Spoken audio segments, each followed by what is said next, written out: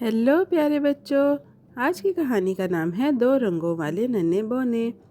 एक दफ़ा का जिक्र है, एक पुरसुकून पहाड़ के किनारे पर एक छोटा सा गोबलिन रहता था जिसका नाम लालिश गोबलिन था। पहाड़ी हवा ठंडी थी और बादल अक्सर उसके छोटे लकड़ी के घर के गिर्द हल्के से तैरते थे। पहाड़ के बिल्कुल नीचे एक पुरअमन गांव था जहां लोग काम करते थे, हंसते थे और साथ रहते थे। लालिश गोबलिन का दिल बहुत मेहरबान और नरम दिल था और सबसे बढ़कर वो गांव वालों से दोस्ती करना चाहता था। वो अक्सर दूर से उनकी तरफ देखता, नरम मुस्कुराता और उम्मीद करता कि एक दिन वो बगैर खौफ के उससे मिलने आएंगे, हंसी और मीठे लम्हात बांटेंगे। गांव वालों को मदऊ करने के लिए लालिश गोबलिन ने एक लकड़ी का तख्ता बनाया और उसे अपने छोटे घर के बाहर रख दिया। उस पर उसने एहतियात से बड़े और वाज़ेह हरूफ में लिखा, हर कोई मेरे घर आ सकता है, जो भी आएगा मैं उसे मिठाइयाँ पेश करूँगा। वो बहुत पुरजोश और पुरउम्मीद महसूस कर रहा था जब वो पीछे हटा और अपने साइन की तारीफ करने लगा। सूरज की रोशनी बोर्ड पर पड़ रही थी जिससे अल्फाज गर्म जोशी से चमक रहे थे। लालिश ने बच्चों को हंसते हुए, लोग बातें करते और सब मिलकर मज़ेदार मिठाइयाँ खाते हुए तस्वर किया। वो सब्र से अपनी खिड़की के करीब इंतज़ार कर रहा था। कभी कभार रोशन पुरजोश आंखों से बाहर देखता था। उसका दिल नए दोस्त बनाने और आखिरकार तन्हा महसूस ना करने के ख्याल से खुशी से भर गया। एक दिन दो लकड़हारे पहाड़ी रास्ते पर चल रहे थे, अपने भारी लकड़ी के गट्ठे उठाए हुए। जब वो लालिश गोबलिन के घर के पास से गुजरे तो उन्होंने लकड़ी का बोर्ड देखा और उसे पढ़ने के लिए रुक गए। उनकी आंखें हैरत से फैल गईं। एक लकड़हारा मुस्कुराया और खुशदिली से कहा, ओह देखो, मुफ्त मिठाइयाँ, चलो अंदर चलते हैं और लुत्फ उठाते हैं। लेकिन दूसरा लकड़हारा जल्दी से भवें चढ़ाकर घबराकर पीछे हट गया। उसने सरगोशी की, नहीं नहीं, एहतियात करो, ये कोई चाल हो सकती है। गॉबलिन्स पर भरोसा नहीं किया जा सकता। अगर उसने हमें नुकसान पहुंचाया तो।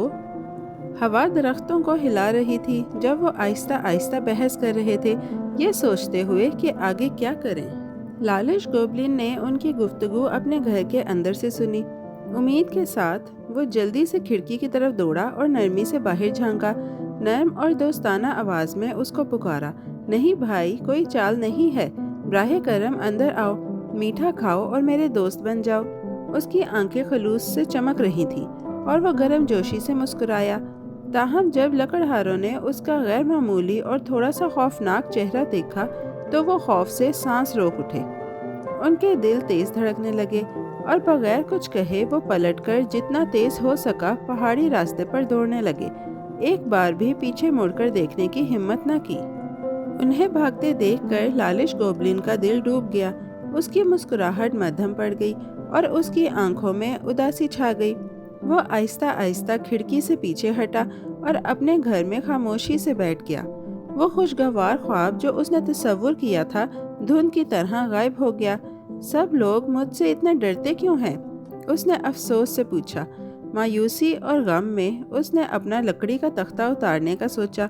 उसी वक्त उसका पुराना और अजीज दोस्त नीलाश गोबलिन उससे मिलने आया।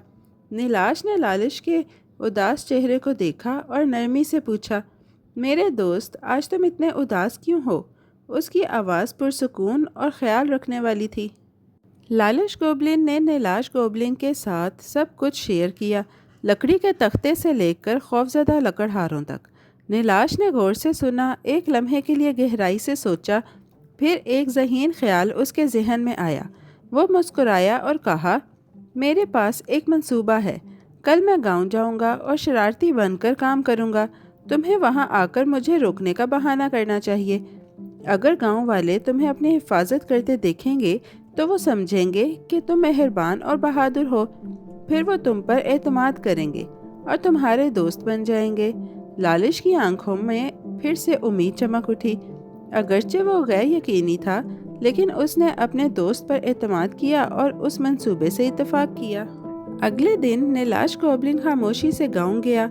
सुबह का सूरज रोशन था और गांव वाले अपने रोज़मर्रा के काम में मसरूफ़ थे।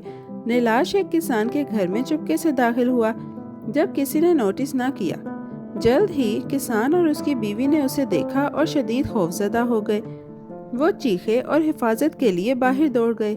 گھر کے اندر نیلاش چیزیں گرانے لگا اور زوردار آوازیں نکالنے لگا۔ اس نے ایک چائے کی کیتلی توڑی اور آواز کمرے میں گونج گئی۔ گاؤں والے دور جمع ہو گئے، خوف اور الجھن میں سرگوشیاں کر رہے تھے۔ صورتحال خوفناک لگ رہی تھی، بالکل ویسا ہی جیسا نیلاش نے منصوبہ بنایا تھا۔ اسی لمحے لالش گوبلن پہاڑ سے تیزی سے نیچے آیا۔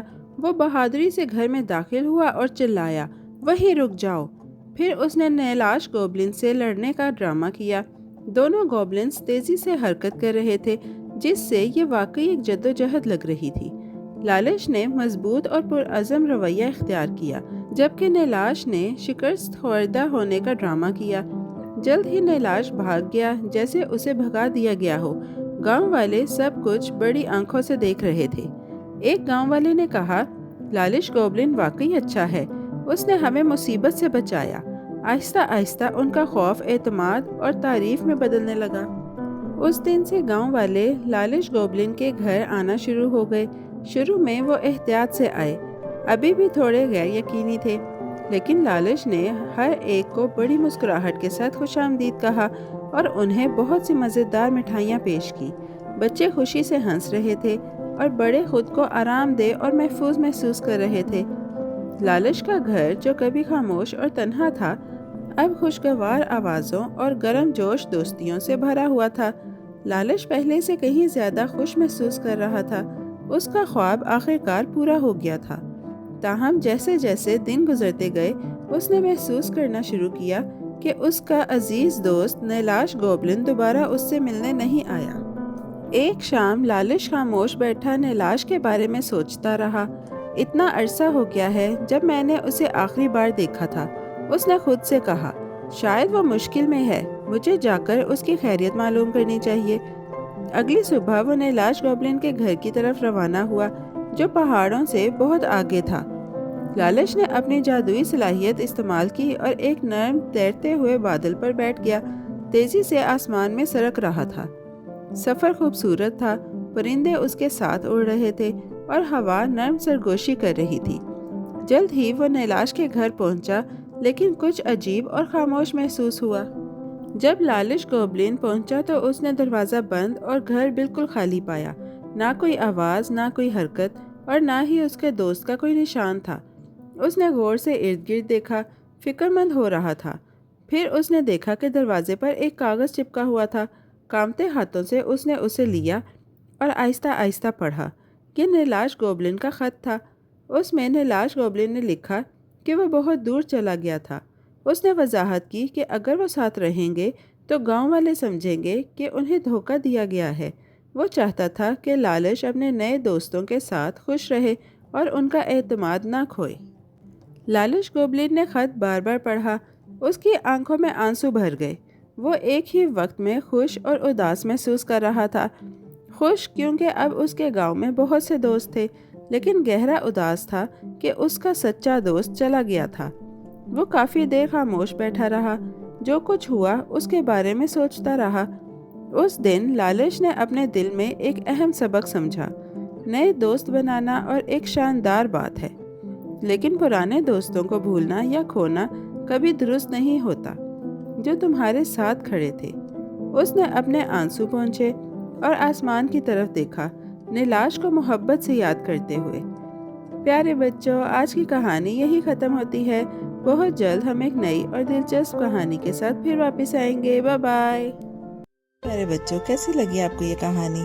ایسی ہی مزیدار کہانیاں سننے کے لیے ہمارے چینل کو لائک، سبسکرائب اور شیئر کرنا مت بھولیے گا۔ Bye bye.